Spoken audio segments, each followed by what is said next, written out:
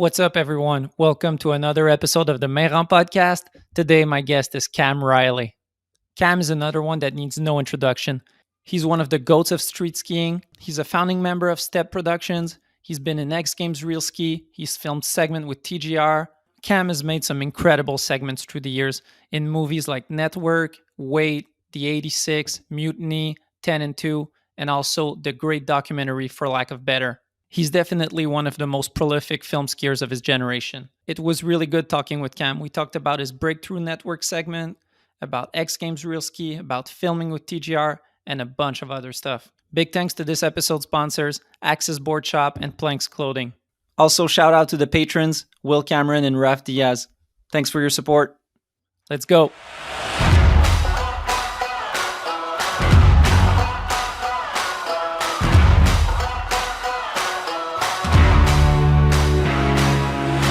Mr. Cam Riley, welcome to the podcast.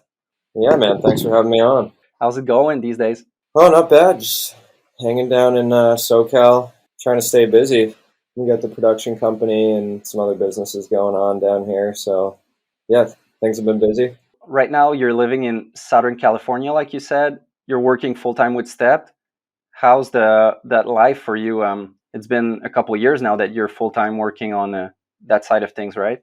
Yeah, I would say, I mean, we moved down here. We moved the company down here like 5 or 6 years ago, and it's just sort of been getting busier and busier sort of every year. And yeah, it's been kind of just a full-time grind. And yeah, business has been good, so can't complain. You guys, all the guys from the Stept ski movies are all super involved in that business, it seems. Back in the days, it looked like you guys were all doing every role. Like everyone was skiing, everyone was filming, everyone was producing, like everyone was doing everything kind of. What's your role these days at Stept now that it's like a legit business with tons of employees and everything?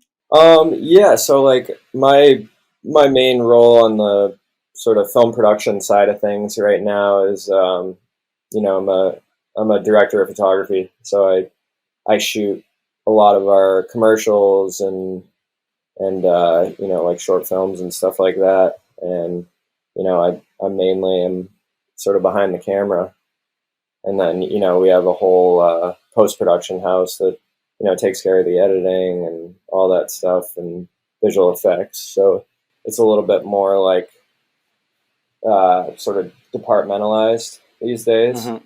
With the bigger productions, you kind of have to, everybody sort of has their role, but I've fallen into like just the cinematography side of things more so than ever. And then we have like a camera rental business down here as well. And that's sort of like my main focus when I'm not on productions, is sort of running that with a few of our friends from the ski movie days. And how's that going, the vault business? I think Nick told me a bit about it, or maybe I just saw some stuff, but it looks like a great cash cow for your business of like buying the equipment and then renting it out to like, instead of having sitting on the shelf. Yeah, man. I mean, that's kind of how it started. It was like, well, why should we, like, if we're renting cameras, a few times a week, it's like, why not own the cameras and rent them to ourselves?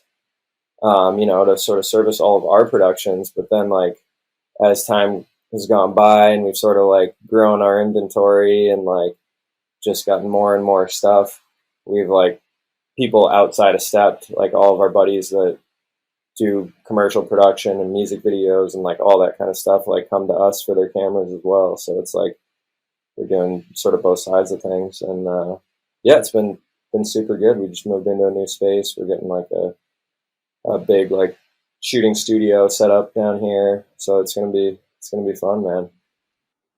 Yeah, I think I saw some stories on Instagram from Nick showing the works you've been doing on just the rental business. Yeah, you guys are doing it big nowadays. Yeah, we're trying, man. We took a big leap on moving into this space down here, and yeah, just like big old warehouse. I mean, it's been like kind of like a DIY skate park for the past couple months. But now we're like setting up all the walls and getting the studio going. So like in the next couple months here, that side of the business will be in full swing. So we're pretty stoked for it. What's your mindset right now? Are you like, you're living in California, you're not in Colorado anymore, you're not in the East Coast. Like, what's your mindset relative to skiing? Do you think about skiing? Are you missing it? Is it like in French we say, like, away from the eyes, away from the heart, like as if like you're not seeing it, so you're in California, so you don't think about it really?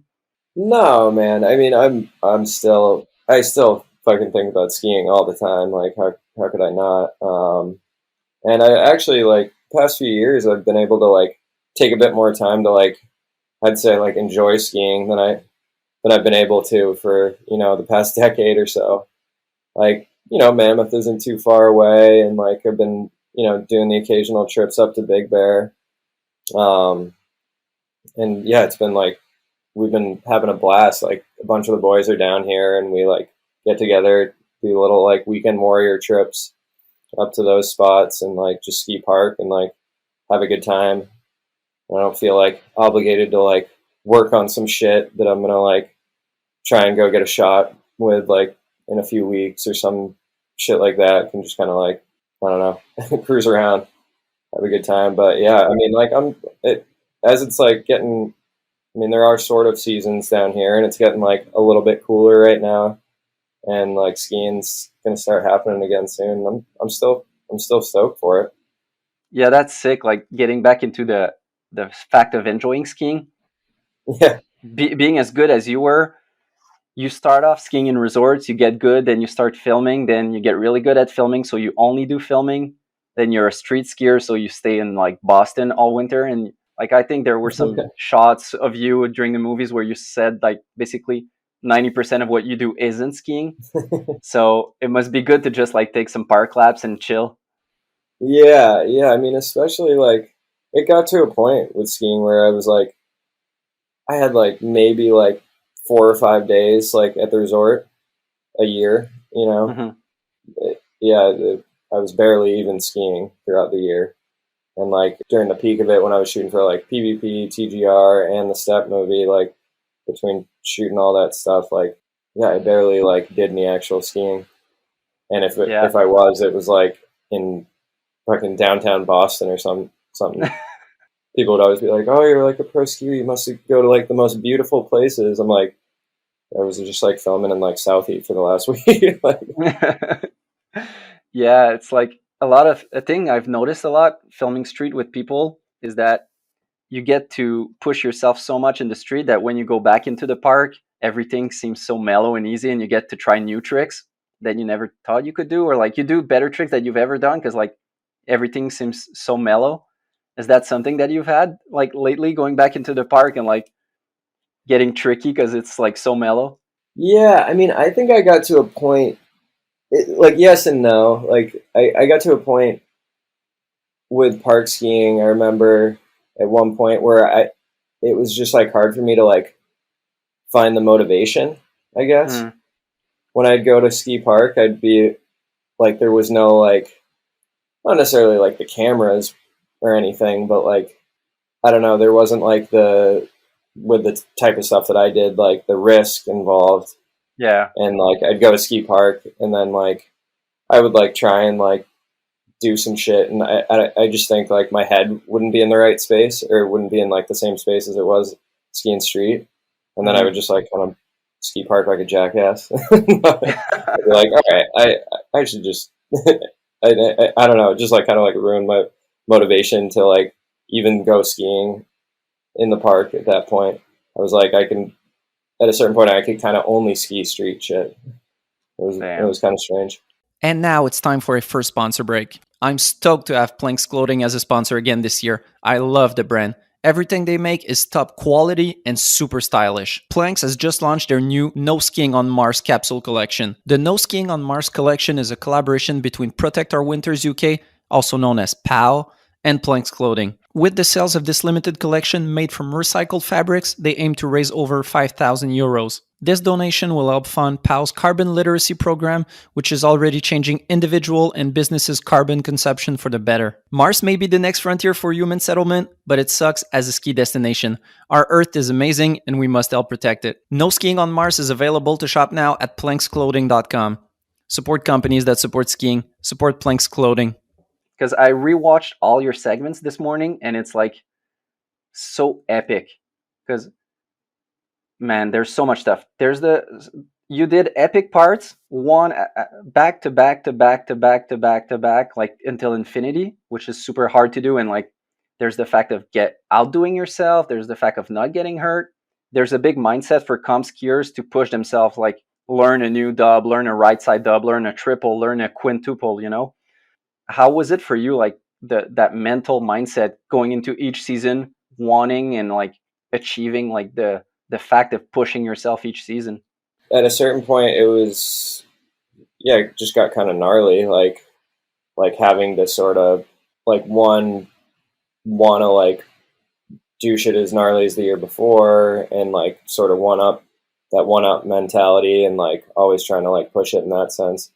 And then just like the time to like just finding all the spots and stuff was always like that, because that was like a big factor. And it was like, all right, yeah, like I can only like go as big as like the spots that I find, and like not like forcing that stuff and doing like, the mega giant builds or something, like actually just finding like the fucking rail that, the huge kink rail or something, or like just the spots that are on that scale. So it was always like, I just knew I was in for it. Like every year it was just going to be like a process, like, finding the new spot or something like that. So that was a big part of it too. And then, also just like trying to stay healthy was always a big concern, at any point, like, one wrong move and it was like, fuck, that's the season. And, no park this year or something. I don't know. And you managed to do it every year. Like there's guys in your crew, like Shay and Charlie and Nick, that some years they didn't have a segment because they were out just for one mistake, like you said. How did that affect you, knowing, like, you all know that it's a risk, but you know it like 100 times more when you see your friend getting down beside you?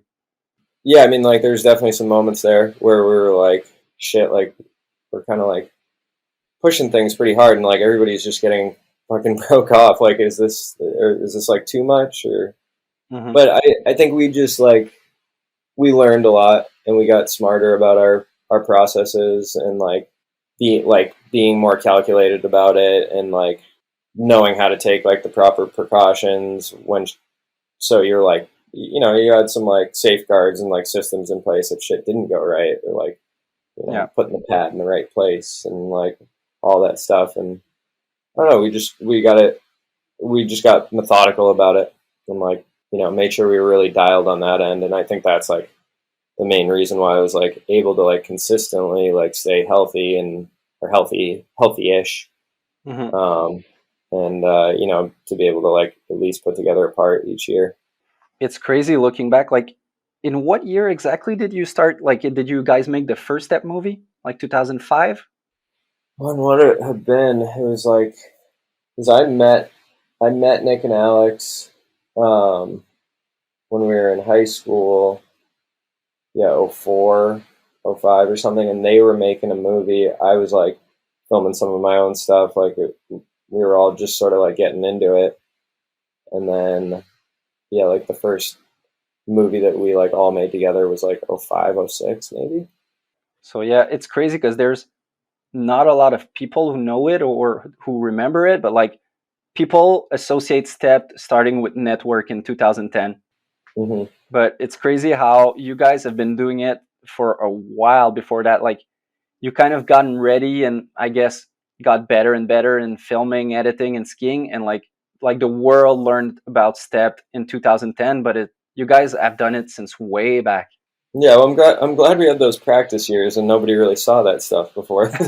Well, a lot of people saw it, but it's like, it's a different scale.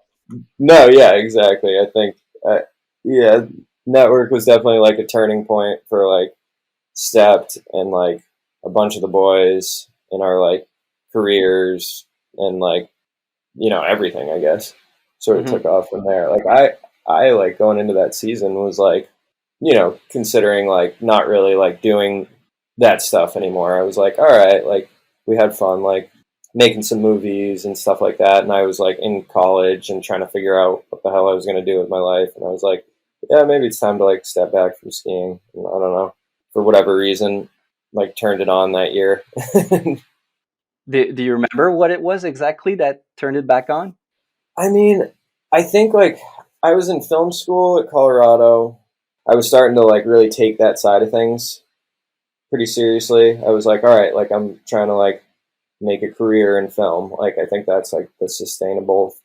I didn't know what the hell I was going to do really, but Mm-hmm. and we, Stept was going on, but we were just making kind of, just making ski movies and premiering them at college and whatnot. And then that was the first year that Nick actually tore his knee, Mm-hmm. and so he was down for the season, and that was around the same time that the 5D hit the market, and you could shoot HD video, and you could do interchangeable lenses, and it honestly like that camera, and we had the 7D as well, kind of like changed the game, and we could like shoot like pretty like cinematic or like relatively cinematic stuff Yeah.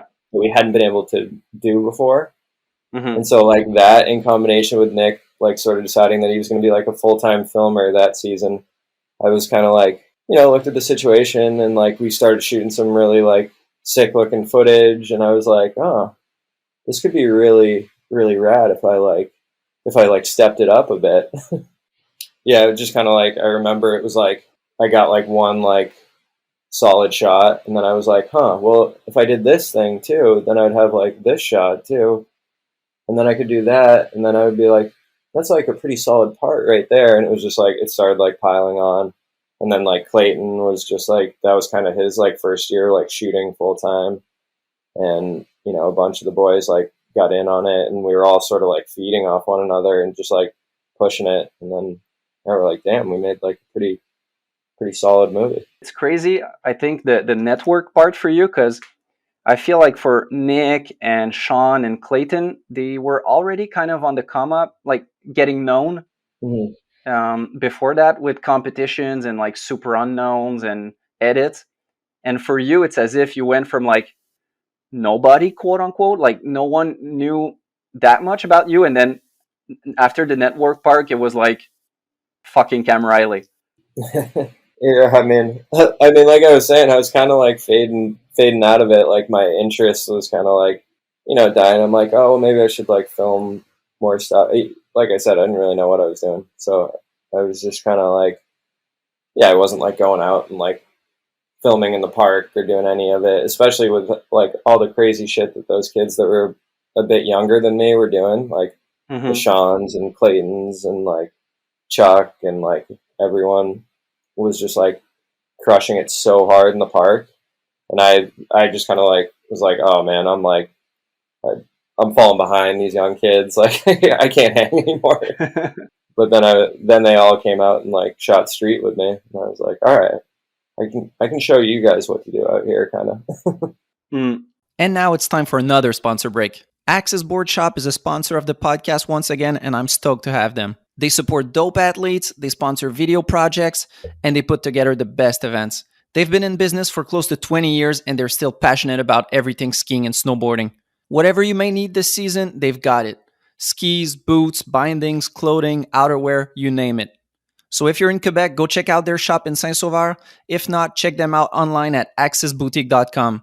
Support companies that support skiing. Support Axis Board Shop. Yeah, that part had a super big impact. Like I remember my crew going filming in Quebec the following winter and maybe the other one. It was like the hype up thing before going filming was watching your segment. Oh man. And like we must have watched it like every time before going to a spot, just like inspiration maybe, and like also just like hyping yourself, saying like, okay, we gotta go big like him, or Yeah, man. That means a lot. Appreciate that. Did you know while you were filming that you were like putting together something special, or was there like, because there's a couple like legendary shot in that segment, like the closeout. I don't know where it's at, maybe in Colorado, where super speedy and run and like Yeah, yeah, it's in Boulder. Yeah, just like sort of like in the foothills there. Like I said before, like just having the spots lined up became like the biggest battle like throughout my career. I would say it's just like finding that shit. yeah.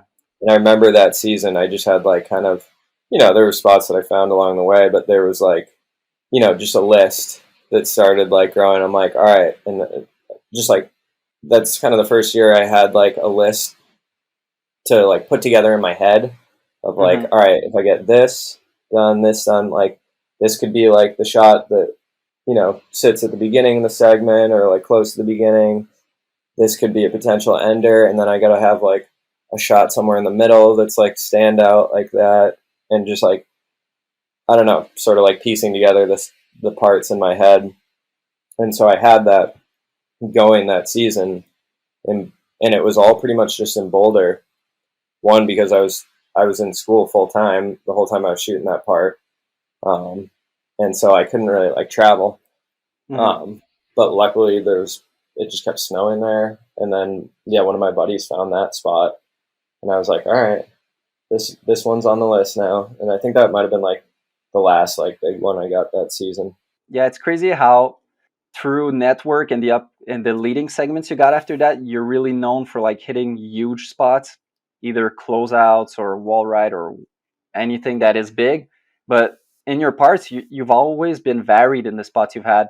There's always been a variety of like, I don't know, down rail, gap rail, kink rails, some just big gaps that you jump a parking lot.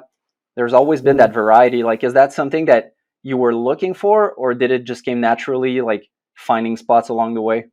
Yeah, I mean, I think that's like kind of everybody's goal is you want to have like as well rounded a part as possible, Yeah. and like even though it was never came like super naturally to me to like do anything like tech, I would always like at least try and get something in there, like some Hmm. spin onto a rail or like it was always at the like a priority for me to like try and make shit as well rounded as possible. Hmm. Um, and that yeah, that's true. Even with like the big stuff that I was doing, I'm like I can't just be like a big closeout every fucking time. Like I got to be able to do like big wall rides and big kink rails, and our whole crew, I'd say, was like super just in tune with what the next thing was, and like just having like a good like vision for what we wanted to do with our parts, and like Hmm. whether and to be honest, like a lot of it's like drawing inspiration from like other sports too, like whether it be snowboarding or skateboarding or whatever. Like we just always like sort of had a finger on the pulse of that other stuff as well. We tried to not be like you know too absorbed in just the ski world and what was going on there, and like making sure like even to like the outsider, like our shit would look cool. Yeah. That was a big priority, or at least like try and make it. Yeah, I wasn't the biggest fan of snowboard movies, or just I didn't watch them really.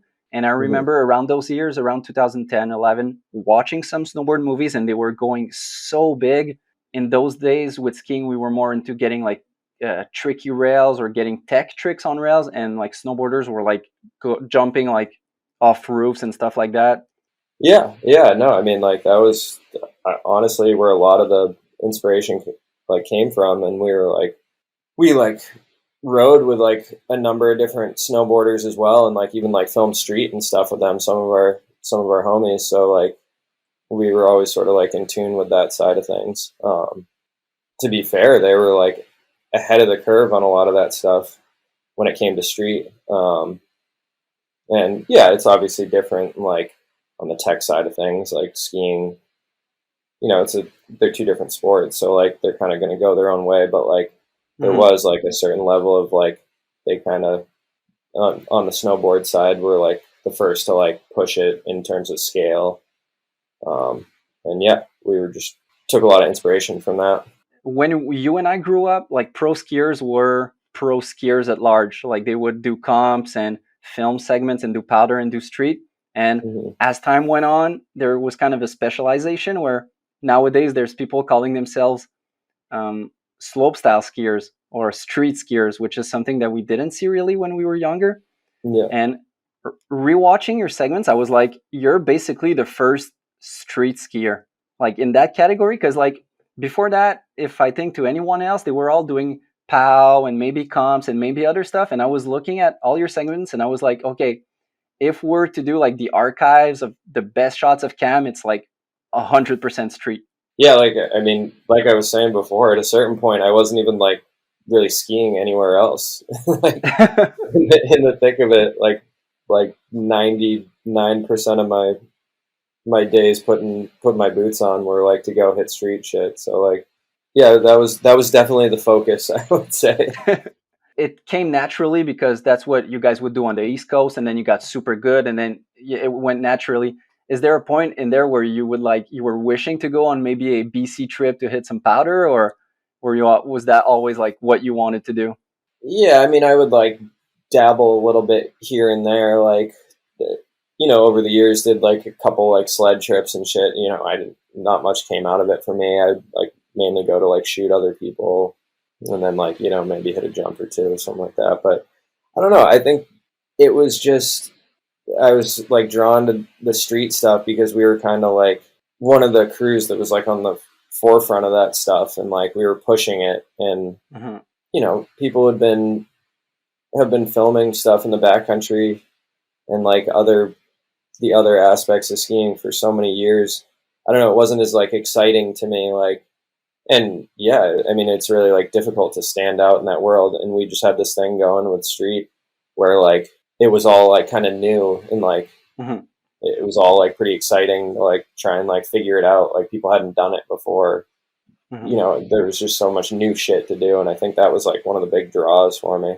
You weren't going and building the same like jumps like out in like the Utah backcountry that people have hit like 100 times in the past. Like, yeah, well, that for me personally, that's where ski movies became really interesting. Like when I was young, seeing like backcountry booters where people were doing switch fives. I'm generalizing, but it was something that never really got me. And then when street skiing got to a certain point, that's really when I started saying like, okay, it's getting me personally.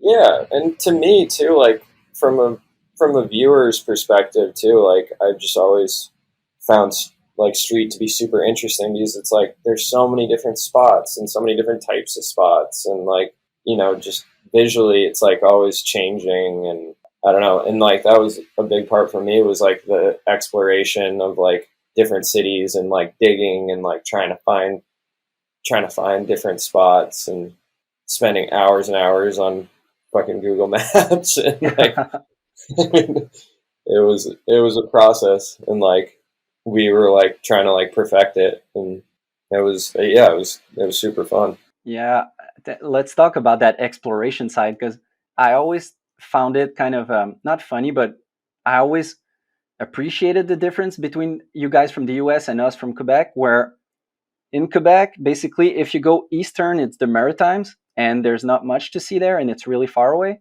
And if you go a bit westbound, then it's Ontario, and there's not much snow. So you basically stick to Quebec. And so, anyways, 95% of the street rails I've ever eaten are like in a 100-mile radius. It's like in the same city, basically. Whereas we'd see you guys, and you're like driving from Vermont to Colorado to fucking everywhere in between.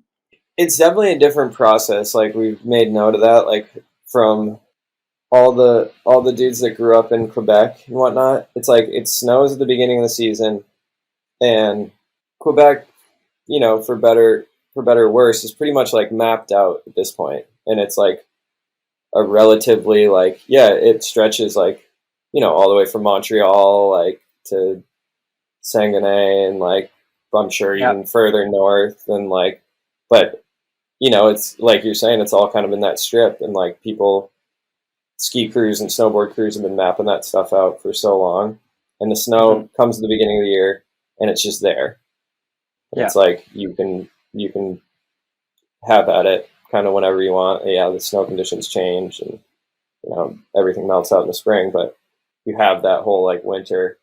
For us, it was like in the States, it was always just like the chase we were like chasing snow around like all season, and it like made us like go to spots that we probably wouldn't have otherwise. And like, you know, you want consistent snow to be productive, but like at a certain point we were like, fuck it, we got to go to like Minnesota now. And then like they're getting a storm in Boston, so we would like drive over there. And then, you know, living in Colorado, it's like Denver would get snow for like 3 days, and then we'd have like 3 days to like get as much done as we could. And we like literally just wouldn't sleep for 3 days, go like all day, all night, and then like snow would melt, and we'd be like, all right, waiting for the next storm now.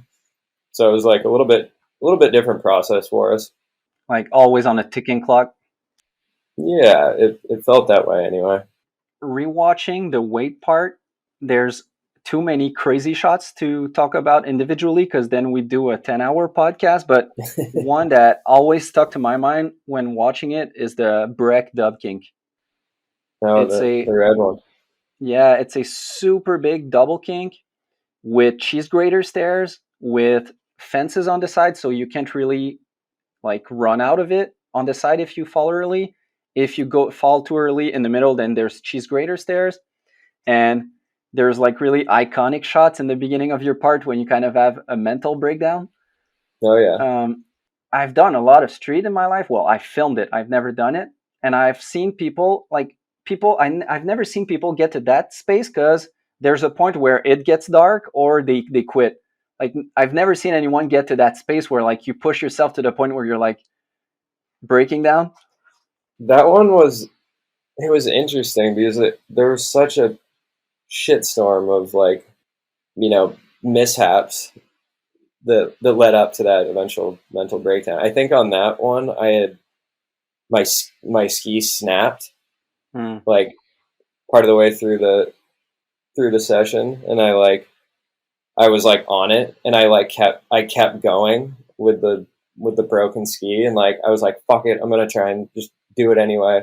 And there was like one shot where like I get through the flat and my ski like bends under the rail, and then like I almost fucking kill myself. So, and I think like whoever was shooting it with me that day was like, all right, dude, you should stop. Like, it was like 4 or 5 trips to get that rail. I got kicked out a couple times, and we had to wait until like after the resort closed, obviously, because it's like that rail, well, it's no longer there, but it used to be like right when you walked up to like the park lift at Breck. It was like you walked by it like pretty much like every time you went skiing there, and so like there was no chance of doing it until like there was nobody at the resort. So it was like in May or something, and I would drive up from Boulder like almost like 2 hours up there just to go hit that, and then like I got like kicked out twice, and then like just like ran out of light. I don't know. It was a whole fucking thing, and that was kind of the culmination of it, where like the ski snapped and like like the elements working against you. Yeah, and I was like, no, fuck it. Like, I was just so bummed that like I just felt that one like slipping away. Yeah, and that was just like, it was the one that I was kind of like supposed to do, like, you know. I think I felt like it was like expected that I like be the one that gets that fucking thing.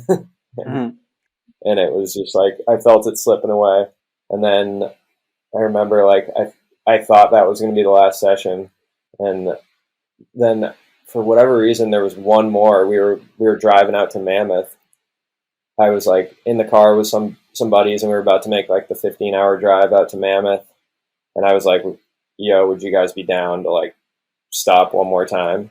Oh, and we'd all gotten like a trespassing warning or something. So whoever was shooting it with me before was like, dude, I don't want to get fucking arrested again. So I went with like a new crew.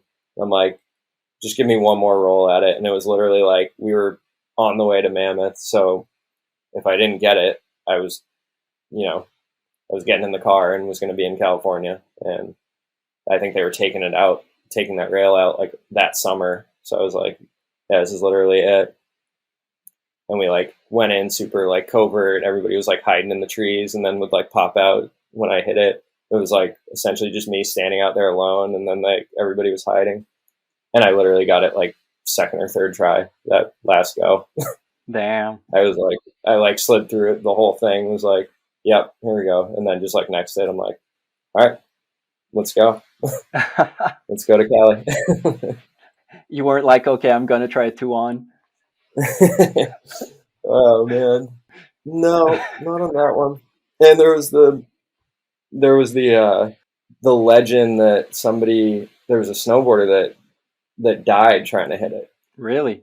That was like kind of the sort of like mystique around around the rail. It was like, yeah, somebody literally like died hitting it. Like a pro or some Jerry? I think it was just some like Breck local like am dude. I don't know Okay. who it was, but we asked one of the times that we were getting booted from there. The guy was like taking down our info, and we were like waiting, or like I can't remember if it was like a cop or somebody, but like somebody from the resort was there, and we're like, hey, like, is it true like somebody like got killed hitting it? And he's like, yeah, there was an incident like a few years back, and basically like confirmed it. I mean, who knows if that guy was full shit too, but trying to like scare us or something. But Yeah, there's always that risk of like having a freak accident that like shit can happen. And it's crazy how in street skiing overall there's never been like that kind of scenario. Like overall people get off like you guys are so good and there's so much risk assessment and preparation and building the setup well and like choosing your battles that I don't know. I feel like I don't know if it's luck or just like being really professionals at what you guys do. yeah, I mean, I don't know. We're all, I feel like most people that like are confident enough to like want to go like take their shit to Yeah. street, are generally like, have been used to like falling a lot and like dealing with that. So, that's part of it. And, it's rare. I'd say it's more rare that there's a high possibility of death. Hmm. I do a lot of shit where, there's a lot of risk of injury and whatnot, but like I'd say it's like few and far between where like there's a high risk of death, and like if Hmm. you're gonna die like doing something, it's kind of more of like a freak accident, like I don't know, you wrap your neck around one of the supports of the rails or something like that, you get in like a weird spot. You get the winch tangled up. It's like a chance happening, like Yeah. it's not like expected. You talking about like death risks makes me think about that segment in Mutiny where I'm forgetting the skier's name. Mike Wilson? Oh yeah, Is it Mike Wilson that flips off a bridge? yeah, Mike Wilson. Like if there is one shot in my entire life where I'm like, what the fuck? Why the fuck? Why? It's in the middle of the summer. You're on top of a I don't know how many 100-foot bridge. He's sliding a rail, doing a rodeo out, double rodeo out, and then parachuting off. Yeah, that was. Where did that come from? Were you involved in that shoot? Oh yeah, yeah. I was the one shooting the fisheye from the bridge. Damn. I mean, that was pretty stupid, to be honest. For whatever reason, when we were making that movie that year, we were like, kind of like, we're like, how can we push the envelope with like the filmmaking, and like we were looking for some sort of like stunt like that could like add like some level of like shock value Yeah. to the movie, like have people like in the theater be like, what the fuck was that? Like, Yeah. and I think we did, but it was a little bit forced. Yeah, it was the middle of the summer. It was literally like over 100 degrees that day, and we got Mike Wilson to do that, and I don't think he'd put on skis in like 3 or 4 years or something. That adds up to the risk. Yeah. Well, like the first time he did it, he literally almost fucking died, like, because I don't know, we like winched him in on like basically like ice cubes off like a wooden little like ramp that we brought that we were hoping to like fill with like snow. Yeah. And he's like, "No, I got this." I'm like, "Dude, have you like gotten pulled in with a winch before? It's like it's not like the most comfortable thing." And he's like, no, I'll be fine. Just gets like the winch almost like pulled out of his hands and like gets bucked off this stupid little like wooden wedge that we brought up there. Yeah, I think we see that shot in the movie, and like it cuts pretty quickly, but it looks like as if the parachute is tangled up in his keys or something like that. Yeah, no, he could have fucking. That was silly. But if anyone can figure out a way out of that, it's that guy. He's a freak of nature. Yeah, it's crazy how Mutiny had really kind of a horror vibe a bit Yeah, with the Shay segment with his injuries and with the soundtrack a bit. Was that intentional? What was the thought behind it? yeah. I mean, going into making that film, we definitely wanted to take a bit darker vibe with it. That was kind of the goal. And I think it was just kind of like a lot of the idea behind that movie was that we were kind of on our own. We weren't doing anything that other people in the industry were doing. We had our own like program, our own crew, and we'd literally like just leave for the winter and we wouldn't like interact with anybody from the rest of the ski industry. And then I think a lot of it was like sort of a lot of it was influenced by like kind of what we captured that season, and like that was a rough one with like a lot of people getting broke off and just like where a lot of the crew was at, with their careers and whatnot. And um, we sort of like set out to sort of do our own thing. And we were, like you were talking about before, like at that point, we were all sort of just like solely dedicated to street skiing for the most Mm-hmm. part. Like, and we were just literally like set out on basically one big trip that year and didn't interact with anybody from the rest of the ski community, and we just like did our own thing. And it was like that was kind of the idea behind like the Mutiny title, was just like what was going on in the ski industry. We weren't participating, we were like Mm-hmm. just doing our own thing. And then yeah, it was like it it took on a darker vibe, and a lot of that was like inspired by stuff that we were into at that time, like from the filmmaking side of things.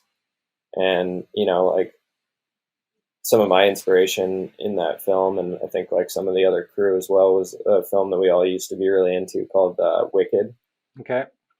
um, that was like a it had come out years before, when we were sort of in high school, and it had that same like sort of dark horror vibe to it, and we were sort of like obsessed with it for a while.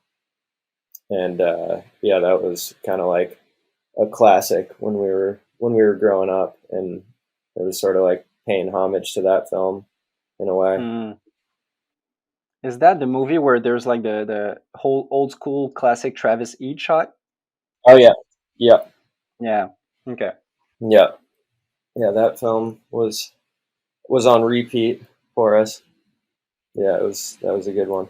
Yeah, something that I think might I was curious to know about with you particularly is that you've had a career that very few people will have in terms of like the segments you've put out and the quality of what you've put out and the quantity, also quality and quantity. And it's crazy how it seems for you that the sponsors or money never really followed. Maybe it did, I don't know, but it seems like the easy comparison is with comp skiing, where if you're in X Games and getting podiums in X Games, getting good skiing, then it comes naturally, like with sponsors and incentives and just the fact of getting on the podium, you get a cash prize. And there's like the complete opposite where with you guys, where you were the best in the game, people were hyped on you, and like you've mentioned it a lot of times, each one of you, but like basically Stept was like barely getting enough money to just keep going the next year. Yeah, and I think yeah, definitely there was a lack of compensation, um, comparatively to like the comp world, which I get. Like those dudes are skiing on TV and like getting brands out to like more mainstream market.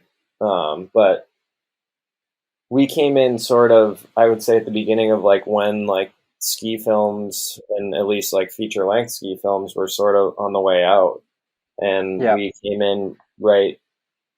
I'd say our like peak was like right when it was really tapering off, and it was sort of like the last like breath of it, I would say.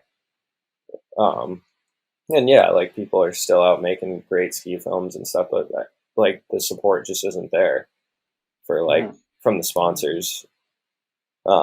And yeah, yeah, it was definitely like a struggle, and like I got enough support from from my sponsors to keep going, and I wasn't getting rich off of it, but it was like, Mhm. um, you know, But I mean, is it something that ever affected your skiing? Like, because it's a really, there's not much things in life that are as much of a passion project or passionate thing than what you were doing. Like, you're putting out way much hour than like what you're paid for. You're putting your health on the line mhm. for something that you're passionate about, that you want to do. So is there a point where like it influenced you, like the support you were getting, like you were stoked on putting out a segment and not necessarily seeing the money out of it, or was it like just a separate thing? I mean, it definitely had an influence on like what came out of it. It wouldn't have been the same thing if we were all getting, you know, a, getting paid a bunch of money. It would Hmm. have it would have affected the outcome. I'd say like you know the soul of the films. Like, I mean, a lot of the elements of like our later films was like so much about like the lifestyle and like Yeah. the attitude, and like yeah, that I don't think it would have had the same. It wouldn't have read the same way. Um, Hmm. and it was, yeah, it was just core, and like it definitely had an effect on it. I get what you're saying in terms of the vibe and how your skiing was portrayed in the film, but you still were giving it 150% Yeah, whatsoever. Yeah. yeah. I mean, we were doing it because yeah, we were passionate about it, and we wanted to make the best ski part we could, and that was Mm. what it was about. Like, yeah, it would have been nice to be a little bit more comfortable financially while we were doing it, but um, no, it was, yeah, there was less concern for that, for the financial side of things, I'd say, at that point in our life. Yeah, that's something that I asked Nick also last year, and I'm curious to have your thoughts on it. But how much did it affect you going into real productions now, where you were used to making magic with like no budget at all, and now you're working with brands who have deep pockets? So it's like you know how to make a lot with not much, but now you have real budgets to deal with. Yeah, I mean, I think it's all been like super, like having that, coming from that background has been super helpful in that.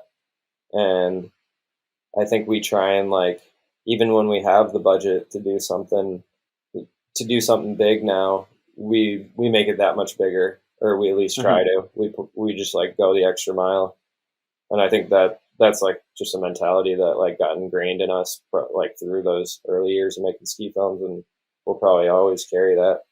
And we like, Yeah. we stretch things as far as we can still to this day. Do you think that's been a big differentiating factor for you guys as a business? Yeah, I mean, I think it's been really beneficial, that attitude that we take into things, and yeah, I would assume that that's we can attribute some of our success to that mentality. We talked a bit about the different battles that you had. We talked a bit about the closeout in Boulder and Hmm. the break up kink. Um, I'm curious, as a guy who specializes in battles, meaning Hmm. in battle rails or spots that are not easy to get. What was your mindset or your philosophy going into it? Because I don't know, like there's really a difference in my mind, or tell me if it's not different, but between like going to a down rail where you can do 30 different tricks. So the battle is not really, you'll get some tricks. It's just a matter of how many, or will you get that insane trick, but you can get a lot of tricks. Whereas a lot of the big rails you did is like you might get it after 50 try, you might get it after 100 or after 150, or you might not get it. Like, how do you go in? How did you get in those battles of like taking it one step at a time? And like when I talk about this, the one I have in mind is the big two kink that you did in For Lack of Better, which is like maybe the biggest dub kink I've ever seen in my life. It's Oh super steep, super long, and in the movie you talk like maybe for 10 minutes about it, about battles and about going through them and just like keep going. yeah. I mean, it. I mean, especially with like the kink rails and stuff. It's like, well, I guess there's a few different like types. Like sometimes there's like the big spots, like say like the parking garage drop, where it's like that's a battle because you're just like, I don't know if like I'm gonna be able to like land this like physically or Hmm. something. Like, you know, a bomb hole gets made and you're like, I don't know if Yeah. like I can stand this up. And then that's like a battle and like a little bit more short lived. But like the kink rail thing is like, you know, in your mind that you're physically capable of getting to the end of that rail. Like you just have to balance on it long enough. Yeah. But then there's just like all these other like factors. Like I think with that one, it was like within the first like 10 tries, I got within like 3 feet of the end of the rail. Damn, that's the worst tease. Yeah. So you're like, oh, like I'm physically capable of getting through this kink, because that was like the big question when I came to it. I'm like, this is one of like the gnarliest like flats in a dub kink that I've ever like hit.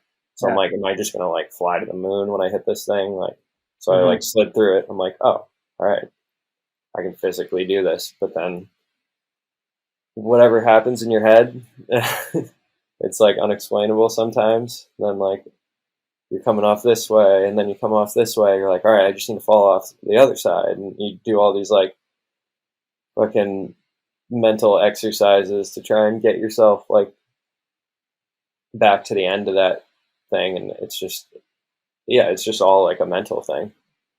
Hmm. Because there's really a difference. Let's say you're hitting a big gap or a big closeout that like you have a big drop that's heavy on your legs. You need to get it kind of quick because if the more hits you do, the more you're tired, and then the less chance you have of landing it, right? Right. But with a big dub kink, it's like no, it's gonna take a lot of tries, and you just gotta stay focused, I guess. Stay Yeah. motivated. Well, I mean, you can't like assume that it's going to take a lot of tries. Like, yeah, sometimes there's like a process to a rail. Like, you know, if it's something where super gnarly stairs, I go into it like knowing I'm like, all right, I'm going to take a few tries on the down, then like I'll have a few tries where I get through the flat, like always coming off the outside. So like that's Hmm. like in terms of like a few tries or like a number of tries, that's like the only thing I plan for. But Yeah. when it's like a kink rail, it's like I after like beyond that, it's like you just have to have the mentality like that this is the one every fucking time. And it's so draining when it's not the one for 150. You're like going into it with the plan of it being the one. And is there any battles like this one that you haven't won? Oh yeah. Because like there's some that I haven't been in too many battles that have been lost. There's some that I know about, like a JF Fool in his real ski. He was trying the year he got second at real ski. Hmm. He was trying the Shawinigan six kink, and I think he was trying it switch tails on, and like tried it for 2 straight days, and like that's a battle that I know he told me about and that he lost at the end of the day. He didn't get it. Yeah, So is there some like that that you've it happens. I'm trying to think of one. I mean, I've definitely have had battles where, you know, you get kicked out, or you just get like you get like hurt to a point where like you can't keep going, run out of light, something like that. Um, yeah. It's just that um, there's so many shots throughout the years of you getting crazy spots that I kind of assume on my side that like, oh, he's always winning his battles, like he's always getting the best of it. yeah, I mean it's like, yeah, it was rare. I mean, like it was always super hard for me to walk away from anything, especially once I got into it. Um, but they're definitely there. The ones that got away. You talked a bit about it, the parking garage shot. Is that the craziest shots you've ever gotten? I think it has to be. I mean, yeah, that was definitely like in terms of like scale, probably like the biggest like drop. Yeah, it's three stories of parking garage, but I'm guessing each parking garage story is more than a normal story, so maybe five total. Like Yeah, I think we like it's big. yeah, we tried to like measure it out. I mean, like in the scale of like, what people have jumped off on skis, it's you know, it's only like 30 plus feet or something. And obviously people have jumped off like cliffs over well over 100, but it adds to the scale when it's in a street setting for sure. Yeah. And just Well, like definitely the biggest ever in street skiing. yeah, yeah. Yeah, and just like not knowing. I mean, that was basically the only reason that was possible was because that whole winter, and it was like the biggest snow winter in Boston on record or something. But they had just been pushing that whole like pile from the top level of that parking garage for like that whole winter, and it just Mm. formed this like sort of like ice chunder pile snowbank thing. And yeah, that was like a battle where, like I was saying, it got to a point where I'm like, fuck, like I don't know if I'm gonna be able to land it because I hit it twice, and I figured I'd land in like a different spot, but I just landed stuck straight in the same bomb hole the second hit, Yeah. and I was like, oh no, I'm like, that's where I'm landing, and so third hit, I was just like, all right, I don't know if this is gonna work, but I have to try and land this hit, or else I don't think the landing's just going to get too fucked and I'm just not going to be able to do it. So I like just remember eyeing it up. I like came off the rail and I'm just like eyeing the hole and I'm just like, here we go. And just like tried to be as like bolts as I could. And I just like land in the hole and just knee myself right in the fucking chin and just Yeah, we see your head just backlash. yeah, just fucking stand it up and then like ride it out as far as I could. And I was like, fuck yeah, that was it. That's the best I'm gonna be able to fucking do that. Yeah, well, it was clean. Like, and it's the gnar factor with your head getting slapped back is like so deep. Like you can't like pretend that it's not big. Like we see your head getting whipped. It was one of those ones. I'm like, just it's gonna suck, but like fuck it. And a cool thing that you guys did showcase in the For Lack of Better documentary, which I recommend if people have never seen it. It's super good. The the way you showcase the behind the scenes of it. We see you guys like scoping the spot and like you're like, oh shit, let's go look at that. And then we see you shoveling it and you see the camera filming you while you're shoveling and you're like thinking to yourself like, should I do it? Is it doable? Can I do it? And then everyone's kind of waiting for your approval to say like, well, are we doing it? Yeah. And so there's like two decision moments. I think the first one is like you shoveling and saying like, okay, I am going to hit it. And then there's like the first time you do it and you explode and you're like, am I going to try again? Like, is it worth it? Yeah, you have that feeling always a little bit when it's like a spot like that where it's like kind of like blind drop and you like, one of those bigger scale features. But yeah, this was like a different scale. I remember I like hopped on the rail like fucking 15 fucking times and like tried to eye it up to like see like what it was going to be like. So you like know what you're in for because you're like coming over, you can't see the drop when you're skiing next to the rail. So it's like you don't know what it's going to look like until you're like at that point of commitment. Yeah. And you're like it's a scary feeling, but yeah, it's a good one too though. Was it the scariest setup you've ever done? It's definitely up there. I mean, the one thing about it it's like not like it was super technical by any means because sometimes those are probably the scariest setups when it's like you have to do something tech, like if it's a weird like sort of wall ride and like you have to angle your in run in a certain way and like those are probably the scariest because you know that there's a good chance that like you could fuck something up. and Mm-hmm. then like you're going down like 3 stories to like your head or something. Mm-hmm. But that one, I was like, all right, this is fucking straightforward. As long as like my brain's functioning, I know how to slide a flat bar, and I know how to like jump off something high. So I'm like, as long as like I do what I know how to do, Yeah. I'm gonna land on my feet. But yeah, there was some concern too. I'm like, am I just gonna like explode when I like hit down there? But You got to do it to see it, to figure it out. yeah, luckily that the landing like it was at a nice pitch. And what was the in run for that setup? Was it a bungee or winch? Yeah, I think we just ran the bungee to be a little more low profile because it's also that's a like one of the biggest like train stops. It's on the T in Cambridge, Massachusetts, which is like just outside of Boston. So it's like where like everybody commutes into Boston from the suburbs. Not everybody, but everybody in that area. So it's like a huge like public transportation center.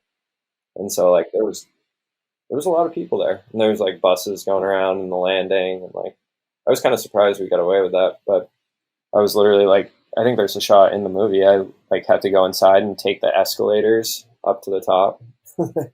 Yeah, that's so funny. Like I was thinking about that rewatching it. Like let's say your classic down rail where you just hike back the stairs of the down rail, and that's like the ultimate like going back through an elevator and stair sets and like Yeah, the most complicated hike back up. I know. Yeah, no, there was an elevator. Yeah, it was an elevator and escalators to get back up there. I was like, this is fucking bizarre. Like I'm in my ski boots, like walking up these escalators and shit. You talked about that scary parking garage shot. Another one that just came into mind. Like you had three insane shots in that movie. One was the Dub King that we talked about. The other one was the parking garage, and the other one in my mind is the closing shot where you jump off a dam, Yeah, the big dam shot. kind of a wall ride tranny into a dam. Yeah, yeah. Would you say that was bigger than the parking garage shot? That was Um, huge. yeah, that one was that's a big one just because when you like come over that, you build a jump on top of the bridge, and right where you air over the railing there, when you're looking down to the ground, I think it's like over 50 feet down to the ground, 50 or 60 feet. So you have that moment there where like your eyes go away from the wall and you're like kind of airing over it and hipping into that wall, and you're just looking like straight down like 60 feet. So that one's scary. The first hit on that one was like pretty terrifying. It's a super steep wall, so you'd think like there wouldn't be much friction, but that concrete was like so grippy too. So like one of the first times I think I locked onto the wall, I almost went like straight forward, like, and I think I had like one or two where I just like dove to my shoulder. Like Damn. it was, yeah, it was still pretty gnarly. Like definitely like ripped a lot of base off on that wall. It's a long ride down.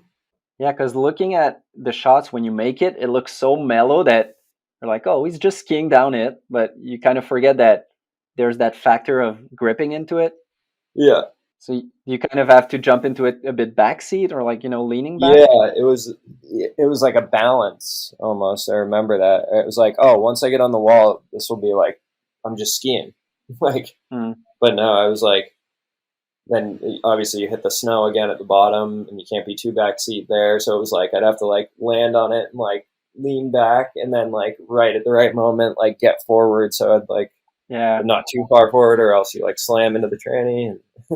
We talked a bit back and forth between all your segments. So all in all, for like, let's say, since Network, there's Network, Wait, 86, Mutiny, 10 and 2, and For Lack of Better. So Mm-hmm. 6 movies back to back where you got insane shots. When you look back or think back at it, which one is like you're most proud of, or maybe your favorite one to rewatch, or maybe those two are different? I mean, like obviously, like Network will always be like have a place because that was like my first proper part. Mm. Um, And the song was sick. Was it like a Mm. Led Zeppelin song? Yeah, no Yeah. quarter. Yeah, we had that one. We were trying to find the proper use for that one for a few years, and we were like, "Is this it? Should we use it for that?" But yeah, that one was good. And then yeah, I mean, for lack of better, was definitely that was a good like I'd say that was I mean that was the last full part I really like full season dedicated part that I really filmed, and I was stoked on how I ended it there. I'm asking that because I'm someone who has like strong taste and opinions on like ski parts, and I had a hard time with you rewatching them. I had a hard time like thinking which one is my favorite because like let's say I think of Clayton, it's quickly Mutiny, like Right. it stands out. Yeah. And I think of Charlie, I think of the 86, it stands Yeah. out. I and when I was seeing your parts, I was like, they're all dope, and I'm having a hard time like I don't know, they're all dope in their own way. They're all kind of similar because you're the same skier, like you're not going to change. Yeah. They all have their similarities. They all have their I don't know. It's so hard to like. I have a hard time picking one. Yeah. I mean, I like made an effort to try and switch it up with like music and vibe and that stuff Hmm. too. So like, you know, I don't have the widest like variation of like trick selection or anything like that. But No, no, and it's not me. It's not mean to say that they look the same. They're all different, and it's just like in terms of like greatness, they're all up there. oh, thanks, man. Yeah, I don't know. Yeah, it's hard for me to like. I'd say like from a personal level though, like obviously like Mutiny or I mean Network was like my first like part like that in terms of like an achievement. So that'll always sort of like stand out for me. And then I'd say after that, like yeah, like the for lack of better stuff was like probably I think like the best stuff that I got in a single season. You know, like I was talking about before, like I had the three big shots. That was kind of like the three standout huge things, like one in the beginning of the part, and then one to take you through the middle of it, and then obviously one to close. So I had that basis, and then I was just like stoked on a lot of other stuff that I got throughout that part. So Yeah, I think personally, I'd have to say maybe the 86, yeah, just because there's a bit of something that I like personally, which is a like the fast pace of it. The song is a bit more fast paced, and the Mhm. editing, and yeah, that I don't know. There's just something really enjoyable with that one, with the song and the. There was something in the cinematography and the editing in that one particularly that I really liked. Nice. I was always stoked on the my 10 and 2 part too, just like hard hitting like some metal. Yeah, I remember. Yeah, starting off with a big lip on blind four in Ottawa. Oh yeah, the Ottawa Like, spot. dude, that's a huge closeout. The one that you start off your segment with. Yeah, for some reason I just hit that like excessively fast. Yeah, I remember like you and Dom going 100 an hour, and I was like, "Why are you Yeah. guys like? It's not a cannon rail. Like Yeah. I don't know. Yeah, the winch was firing that day. in that 10 and 2, you had a lot of that 10 and 2 part. You had a lot of creative ways of hitting gnarly stuff. Like I think maybe two of your last shots, you're hitting crazy kink rails, but jumping off a bit early, going into a crazy tranny where you're like, okay, it's tech, it's gnarly, but it's also like creative. Like you had Mhm. to see it or think about it. But then, oh yeah, also I think one of your craziest shots ever is it looks like near a lake house kind of maybe. You do a drop to a five kink rail Oh yeah, in and you Chicago. just stomp it bolts, but it's Oh like yeah. the type of rail where you're like, you think you would like kind of use the drop as a drop in and just hit it normally, but you just say like, fuck it, I'm gonna jump 10 feet off. And it's the kind of rail where with that drop you can really get bucked. Like if you Oh don't yeah. land on your boots, just like whip on your face or Yeah, that was a unique spot. still haven't like ever really come across another rail like that. With that, it was just like kind of a perfect little setup. I think we might have had to like cut down a tree to make it work, but How much of a battle was that one? that one I don't really remember much of a battle on that. I think that one came pretty quick, like 10, 15 tries. Damn. Yeah, sometimes that's what I'm saying, man. Sometimes they're just like that. You just got to go into every hit like this is the one. Yeah. When they happen, you gotta like be grateful and just say like, okay, thank you, Lord. Yep. Yeah. One day where I don't have to suffer through. Yeah.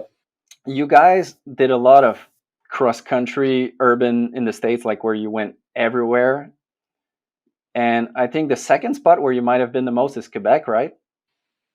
Yeah, we would always sort of for a couple of years there. It was kind of like, um, a lot of us are from the Boston area, so we'd always sort of gravitate there. And Boston's like one of my favorite spots to hit street, just like type of rails there, and like some of the best spots for sure. Um, that old like East Coast architecture and whatnot. So we'd always sort of gravitate there. But then like I was saying, like there's not always snow, and that was kind of like our routine. It's like when the snow would melt out in Boston, we would just go north and come hang with you guys. And it was a good routine. And then I remember we'd like go up to Quebec for like a day or two, and then a big storm would come to Boston and be like, all right, fuck it, let's go back. Let's go back home.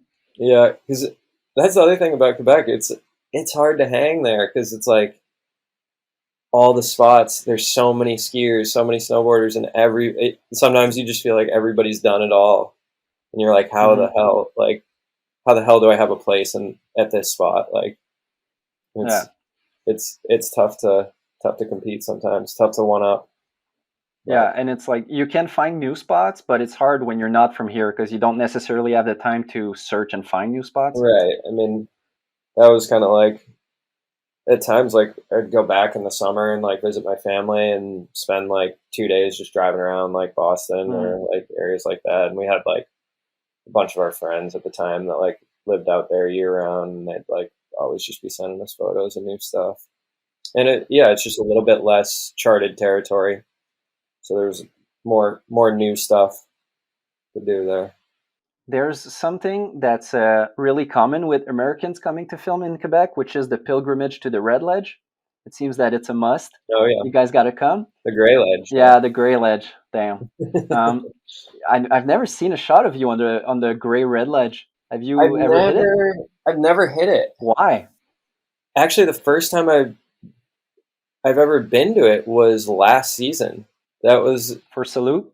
Yeah, Clayton and I were up there, and we're like, I think Clayton had something in mind that he wanted to check out, and then we were like looking at it, and it was like super buried, and we were like, I don't know, maybe next time.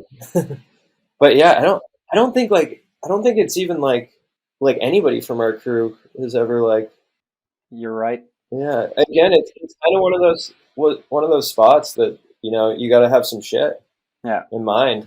you got to really go in with ready to fire. Yeah, because I remember like recently a kid asked me on Instagram like, hey, what's the tricks that haven't been done on the Red Ledge? And I was just like going through my memory, telling him everything that's been done. And it was basically like a trick list, like on, switch 2 on, 4 on, lip 4 on, and like everything's been done. Oh, it's wild at this point. And it's like, I mean, I can't say until I hit it, but I was like standing at it. Remember, it was like in the middle of the night. We just like walked over there, could barely even fucking see the thing. But I'm like, this does not look that mellow. Like, it's kind of crazy all the shit that people have done on that. Yeah. Like, yeah, you definitely. I mean, it's low and like super wide stairs and stuff, but it's it's definitely. I'm impressed by some of the shit that people have done on that. One thing that I was really curious to talk to you about was the real ski experience. Because I'm curious to have your feedback looking back at it, and maybe because there was not much publicity around it, and we didn't get much like info about you. All we saw was your segment, and that was it. Yeah, Um, it was. my perspective was, it seemed like your prime years in terms of like what you did, and it. I don't know. I want to let you explain it, but to me, it seemed like Real Ski was late to the party. It seemed like for you and Clayton, it would have been nice if it was there like 3 years before, Yeah, or 4 years before. or even what I was saying the year before was like the for lack of better stuff, and I was like, really? No, I did all that shit, had all those spots. That was like Hmm. that was a big frustration with it for me, where I was like, I like kind of had the checklist of like a few things, one being the dam and one being that big green dub king that I've been looking at for years, and like obviously did in that part. And then Real Ski came along the next year, and I was like, God damn it! Like, why couldn't have this? Like, why couldn't they have done this last year? Like, I would have still had those spots. And I spent like so much of my time that year trying to find like some other big stuff. And like, I don't know, I got stuck like just in Minnesota for it, and had like kind of done what I wanted to do there in years past. And yeah, it didn't come together for me the way I wanted. And to boot, I like it was like 2 weeks into shooting for it, I tore my MCL. So that was like a bummer. So I think only effectively I shot for like two weeks of the like 8 weeks that we had to shoot it. So yeah, I mean it was I just it wasn't something, comparatively at the time that I was as like proud of. So I don't think like I made a big effort to like push it out. I was still like, to be honest though, like stoked on some of the stuff that I was able to get in it. And I mean, obviously not like my most. That's the hard thing with what you produce, is that it's so consistent, high quality, that if you're just a bit below that, it stands out, but it's still super good. And it's a hard thing that I was talking to also to LJ last year, is that he really wanted to get into real ski. So one year, maybe 2016 or around that, he did his best year ever to try and get into like showcase what he was made of. But then once he got the invite, he was like, "Fuck, I just had my best year ever. How am I gonna top that?" And it's a bit like that with you. Yeah, no, it's tough, man. It's tough. And then like the timeline of it too is like, the way I went about filming my parts is like I would spend so much time because like it was so like spot dependent. Like I'd have to find the right spots and whatnot. Like, some of these guys like, and yeah, like everybody needs the right spots, even if it's like doing like tech stuff and like having the right like even like down rails and stuff. But there's a little bit more ability to like find your find your spots anywhere if you're like if that's your game. Like every city has the down rails or like Yeah. the gap to rails or something where you can do your shit if that's your game. But for me, I'm like so dependent on finding like a unique huge spot. And I literally just Yeah. like that year I was like, dude, I don't have any left right now. And especially with how short the timeline is, like there was no snow in Boston, and like that's where I might have had some shit. But I mean, I'm not trying to make excuses. everybody else was everybody else fucking turned it on that year. We were like the old guys at that time. Like, Well, it was the year of the old guys. Like it was JF, and like if I remember well, like there was no young guys. It was like everyone no, that should have been invited 4 years ago. Like they were late to the party, so they invited everyone that should have been there. yeah, exactly. I think like Clayton was like the youngest one. He was like 27 or something. I don't know. Yeah, I was like, I think I was like 30 at that point. And Do you remember, like you said, you had some injury problems, some spot selection problem? Do you remember when you got the invite? Like were you? I guess you were stoked, but like, what was your mindset? Like, were you anxious about that factor of like having to push yourself? Like, what was your state of mind when you got the invite? no, I was definitely, I think like, obviously I was super stoked. Like, we'd been waiting forever for this. We're like, all right, fuck yeah, game on. Like, finally. Yeah. Um, and obviously, like Clayton and I worked, like we like shot our whole reel skis together Hmm. for the most part. But yeah, it was like a struggle because it happened so early too, and it kind of sucks. They give the snowboarders like another like almost month, I think, and ours is from like November to like I think it was like the second week of January or something. I'm like, sometimes I wouldn't even like start filming until then. Yeah. So I was like, so the snow was tough. We were like definitely running around trying to find it, and I think I shot like the majority of it with like 4 inches of snow on the ground in Minneapolis, Mm. which is kind of like the land of like down rails and kink rails and stuff like that, and doesn't really cater to my Hmm. my vibe. And then when there's not a lot of snow on the ground, it's a whole other story of so much more work to get your builds done. If you got to go big, you need a big jump or a Yeah. big landing or a big whatever, and it's that much more work and hours that you got to put in to just get it prepared. Oh yeah. Yeah. It makes everything difficult for sure. It's something that everyone always comes back to talking about real ski is the time frame that is way too short for what's needed. Yeah, it's interesting too with like with snow being a factor. It's like it's one thing if it was like skateboarding, like aside from like rain, you can kind of go and film weather Hmm. independent of weather. Like you're not waiting on snow, and so it's like it's fucking tough. Like if we had stayed in like Colorado, or I think I shot a bit of it in Colorado because we got like one storm, but then like after that I had to like get on the road and like get out of there because there was no snow. There's no snow in Denver. Yeah. But yeah, it's a grind for sure. Like you're chasing snow, you're just going all out for like 2 months. After real ski, you, Sean, and Clayton were basically the last one standing in the ski industry of the Stept boys, Hmm. and you started filming with TGR. I was always curious to ask you guys about that because there's two sides to it. Like on one side, it must be super cool to film with some guys where they're doing good shit, they're good filmers, they seem to have such a good run, well run ship at TGR. Hmm. But at the same time, it's like I don't think the people who watch TGR are looking to see urban, and I don't think the people who are looking to see urban watch TGR. How No, was that for you? Like, how was the process of going and filming with them? it's yeah, it was always interesting going to some of those premieres. Um, and yeah, it was pretty clear that like the crowd they didn't really get it a lot of the times.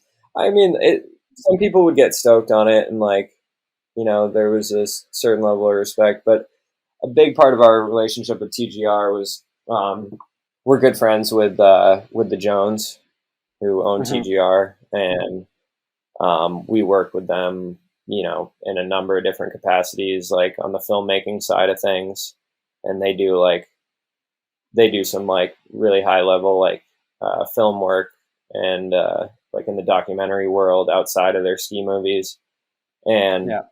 we saw it as like kind of a cool opportunity. Like a couple of our parts were like traveling to like Russia and doing that, which is like not something we really did in the past. With any of the step movies or anything, we never did like the travel thing.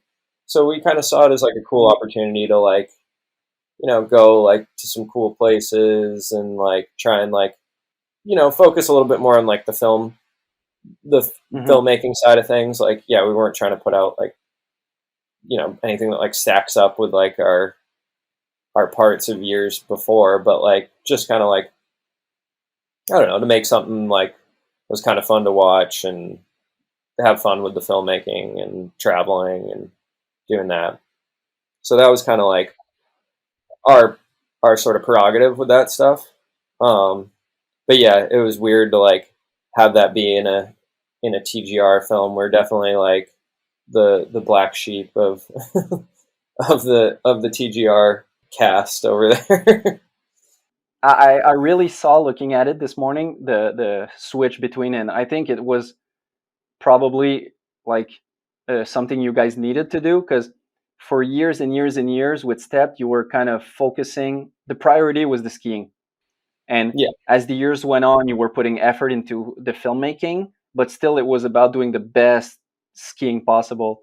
Whereas with TGR, it was kind of switching, where the priority was the concept or the filmmaking rather than the skiing. exactly. Yeah, and we weren't gonna like, as much as like the audience wasn't like as receptive to it, they weren't gonna be like let down if like, you know, our part didn't stack up to our like Clayton's mutiny part or something. Like Yeah. nobody in the audience was going to be like, "Oh, this is kind of bullshit compared to their bullshit." No, but yeah, it was like making something like visually cool and like yeah, like showing some of like the culture in like different places and like making it a bit more of like, you know, like a TGR movie. And like Mhm. it's not necessarily really my favorite, but for their audience, it's like people like seeing that shit. They want to see like the people in the cities that we're going to, and Yeah. yeah, it's just like different vibe. And I think it was really good. It kind of fit with what you guys were evolving into with the Step Studio business, where it was more, I don't know how you would call it, but you were definitely branching off into more serious cinematic work. And there's something with those. I'm thinking of one of the segments you did where the whole concept is kind of like seeing you ski street, but from the perspective of normal people running by. Oh right, yeah. Where kind of you do a rail and someone's hiking, like going to work, and Mhm. you do a rail and someone's like almost having a car crash because he's like watching you ski. And those step into like special concepts were really cool to see. And I think it was nice because it's almost as if there was a dead end at some point with like the progression of skiing, where if you were to jump off a higher rail than what you did in For Lack of Better, then at some point it's death. So it's good also to like change focus, and that focus being on cinematic stuff is really cool. Yeah, yeah, and I think I mean honestly, like for lack of better too, was like a step in that direction where like we're Hmm. like we, you know, and that was at a time when our skiing still like was progressing, and we still were like pushing it further, or at least like trying to. But we still like realized that we needed to like sort of change our approach to like the film itself. Hmm. Like we were trying to avoid, or we were trying to bring a little bit more of something to the table. You know, and doing that, you know, more documentary approach and like, you know, incorporating that like behind the scenes. You know, we always had like bits and pieces of that in our films before, but you know, every day we were going out and we were like mic'd up and we were like, you know, doing interviews to sort of like drive the film. And so it was a little bit different approach there. And then yeah, like I'd say some of the stuff that we did with those TGR movies was like in the same way that like some of our commercial work is now, like and implementing some of those like same techniques, um, Hmm. you know, just visually and just you know trying to take a different approach. So yeah, it was good to like be able to play around with some of that stuff with those little TGR parts. Yeah, where like the first, let's say 10 years ago with Stepped, what you would do is like go film skiing and then look back at it in the spring or summer and build something with it. Hmm. Whereas going with TGR and filming that people's perspective segment is like you need to plan it out in advance and you need to Right. visualize it before going in. Yeah, and we always like kept that in mind, like especially with some of the later step films. Like we always had like we'd shoot like our cinematic intros, and then we'd have like some interludes that you know were you know we would script out and like go shoot for that purpose. But on a day to day basis, when we were filming, like we were filming parts for like I don't know, 6, 7, 8 people in the movie. Like you can't be like writing a scene for everybody, like trying to go out and everybody's like, yo, I need to go get my shots. Like we can't, like there's only so much time in the season. But yeah, when it was just like myself and Clayton and Sean, you know, we were less focused on the skiing. We had time to sort of like play around with some of that stuff. You mentioned a thing about cinematic intros. I gotta say something, Brenchoff. The 86 intro is one of my favorite ever. It's so dope. It's like, usually for intros in movie, I don't know about you, but I would skip them because usually there's nothing special. Like Yeah, you, once you have there's watched it and titles. seen it, it's good. Like you go, then you skip it. I think the 86 is one of the only ones where I always watch it. And I talked about it with Nick, and he was telling me the process and everything and how complicated it was. And every time, it's a known story, I think it's skiing, but every time I'm like, Cam, why did you jump off the roof with no landing? Yeah, I mean, I didn't need to land it. It was It's like it's an intro. We don't see the landing. You're jumping off a roof, and you're going with no landing. I mean, there's some snow down there. Like Like, how much? I don't know. I mean, it's crazy how little snow you need when you don't need to land something. You know, because you can kind of like not like tuck and roll, but like you land and then you kind of roll it out to your hip and. So, are you saying that you didn't land it? No, I rode away. That's like part of your legend. Is like, not only does he hit the biggest stuff ever, but even when we don't see the landing, he's still like going all in.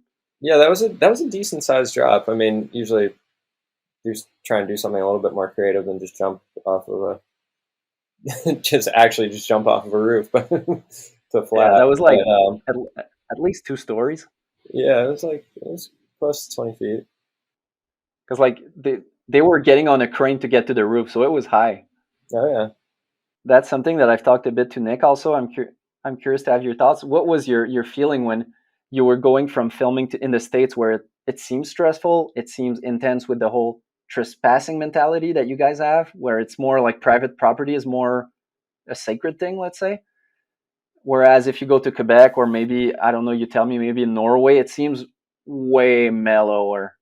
I mean, yes and no. I mean, particularly in Norway, got our we had a really bad response to us like going and hitting rails there. People were fucking pissed. And we were always joking that like Norway has like the reputation of like the happiest people per capita or something. We did not run into those people. That trip was actually like saying how like mellow and like kind of like fun all those trips were. That trip was a fucking pain in the ass. They the people out there did not like what we were doing, and yeah, the spots were actually like pretty hard to come by. Well, yeah, you went to Oslo, which is a city that we rarely see people hitting. Like we see a lot of people going to Stockholm in Sweden. We see people going to Stock, Finland, yeah, but Stockholm and Oslo is Helsinki. rare. Yeah, I don't think it gets as much snow. We were kind of like in the outskirts, like north. Yeah, no, we were trying to take that trip somewhere else. Yeah, there was some like reason that we needed to like go there because it was like supposed to connect with another part in the film, and it didn't end up really. And we were like, we didn't want to fucking come here. Wow. But I mean, we made the most of it. But yeah, it was. I get why people don't hit as much street shit there. It's not, it's not the best. And we were going in blind. We didn't really like have a guide or anything. We were just trying to piece it together, just talking to kids that live there and like trying to make it happen. But Because usually when you would go like to, let's say, Quebec, you always kind of have a guide, right? Or someone you know. yeah, more or less. I mean, we've been up there enough that we kind of know the territory. But it's yeah, it's always helpful when Yeah. you have somebody bringing you around. Because like I saw that last year filming for Salute, Phil was hanging with you, so I'm guessing he was Yeah. kind of still showing you around a bit. Oh yeah. No, that was rad. Yeah, he showed us spots like right around his house, and then like yeah, he was definitely our tour guide on that one. That was a funny one. That was just me and Clayton. I don't think I've ever done a trip with just two people. How was that trip for you? Like it was right in the beginning of COVID, so you were in Quebec when everyone was hiding in their homes. Exactly. Well, when we got there, everything was normal, Mm, and we kind of knew that things could take a turn, and we went up there, and then by the time we left, it was like the streets were empty, and damn. the mentality had completely changed. It was like it was kind of weird. It was like, fuck, should we be up here? Like, should we Yeah, go home? And then we were like, I was talking to my girlfriend and whatnot, and like, it sounds like it just sucks home at home right now. Like, fuck this. Let's just keep trying to film. yeah, and I think I saw that for people skiing backcountry where they were kind of getting shamed a bit because saying that if you're getting injured, you're taking space in the hospitals that they don't Yeah. have, or like it was getting like intense. But as skiing, the like focusing only on skiing, it seemed like the best urban trip ever. Where like Oh yeah. no one wants to like talk to you. You're like alone and you're skiing and you're just chilling. Schools were closed. Yeah, like all the businesses were closed. Like nobody's like going outside. Yeah, we got a few things done on that one. It was a slow process with two people. Setting up spots took kind of a while. Yeah, it's another vibe. You got one shot in there that's really in the cam category, which is like a big gap to down rail. That blue rail, that's kind of a kinky rail that turns and then you Oh hit yeah, the end of yeah, it. yeah. How was it getting back into that like intense? Because it looked gnarly. There's a bail shot that we see, and it looks like you're doesn't look fun. I was cooking, and I went too far. That spot's insane though, because it was not insane like crazy, but it just like such a sick setup. It Hmm. was like natural in run, like all natty speed. Um, I think since then some snowboarder like somebody did like a cab two onto it or something. But anyway, yeah, that spot's cool. But yeah, definitely it's pretty gnarly. There's like not much outrun, but a lot of it too is like we like showed up there and everything had sort of refrozen, Mm. and so I was like trying to make a landing. We're just chipping ice, and it's like just me and Clayton. Usually you got like five guys to like Yeah. the builds go a little quicker. So In between Network, Wait, 86, Mutiny, 10 and 2, For Lack of Better, Real Ski, the TGR movie, Salute, and the movies before Network, you've basically done segments or like you've had street shots for every year since like 2005 till 2020. And yeah, pretty you've told me much. before the podcast that like last season was basically your first one. Well, this season, 2021, was basically your first season like not filming. Yeah, yeah. How does it feel to have that streak ended? It's I mean it's sad to not be doing it anymore. Not saying that I won't in the future, but it's less and less likely. Yeah, I don't know. I don't know. There's a lot of skiers that I feel like they get to a point and they're like, okay, I'm done. But it seems like that from what I hear from you, it's like I still want to do it. If there's projects, I'm down. Yeah, I mean that's kind of the way I approach it. That's like how Salute came up. Like we were producing, Henrik came to us and was like, "Yeah, I want you guys to produce the film." And just hanging with Henrik and whatnot, he was like, "It would be sick if like you and Clayton and like any of the boys like wanted to like film some street stuff for the movie." And I was like, "Hell yeah, let's do it." And he Mm, kind of originally our plan was we were gonna take him to Boston, so he really wanted to go there. And then yeah, it just didn't work out with snow. But we are like, "Fuck it, like we'll just go to like Minnesota with you." He wanted to go there, so like, and Clayton and I both spent a bunch of time in Minneapolis and Duluth, and so we showed him around there. And I'm like, "Well, I'm gonna get a couple shots if we're out here." So yeah, like I'm open to, doing stuff like that. Like I still enjoy it. But yeah, I mean, I'm obviously not like, go do my own project or like make make my own film. Like I don't think I have the proper time to dedicate to anything like that. But, if I can tag along with somebody. One thing that I wanted to ask you, closing out, there was a lot of interesting quotes that you guys said in For Lack of Better. Like you were talking about injuries and about dedication, about being self-aware that it might not be worth it, and that you know that it's not worth it, or it's not you saying that particular point. That's Clayton, I think, but I think he was speaking for everyone. Kind of, you guys know that you're putting yourself at risk and everything, and I think you say that at that point you say that you might not have a lot of years left, and it's cool now to look back and see that you did have a lot of years left. Like you kept on going for a long time. Like Yeah. 6, 7 years in skiing is a long time. There's one quote that I was kind of smiling at because you guys are doing amazing thing with Step, but I wanted to ask you, like, there's a quote where you talk about afterwards, like you say that you don't have a lot of years left, and you say, I'm sure I'm going to find something to partially fill that gap, but it's gonna be tough though. Hmm. Talking about that routine of doing ski movies and segments. Yeah. How do you look back on that quote? Like, do you think you filled that gap? It looks like you guys have most and like you guys have filled that gap.